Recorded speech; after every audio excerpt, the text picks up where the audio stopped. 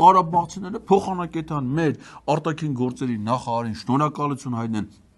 որ իրանց խնդիրներով զբաղվում է, իրանց վերադարձի հարցերով զբաղվում է, հարատել չեն հասկանում այդ ղարաբաղցիները, որ պիտի գնան շնորհակալություն հայտնեն, հենց մտե պահանջներ են ներկայացնում։ Պահանջներ են ներկայացնում, ասում են դիվանագիտական ջանքեր գործադրեք, մեր հայրենիք վերադառնալու իրավունքները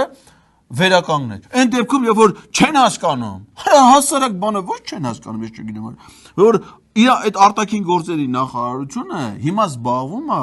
Հայաստան-ադրբեջանցիներով բնակեցնելու հարցերով։ Սկզբից պիտի 120,000 լինեն, հետո դառան 170, հետո 300,000, հետո 1,5 միլիոն։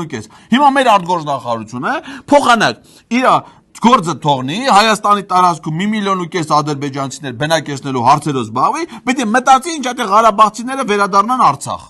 Հայ քեզ բան, հակապետական, թշնամական ծրագրեր են իրականացնում այդ սոցիալական արտոնություններ ունեցող այդ ղարաբաղցիները։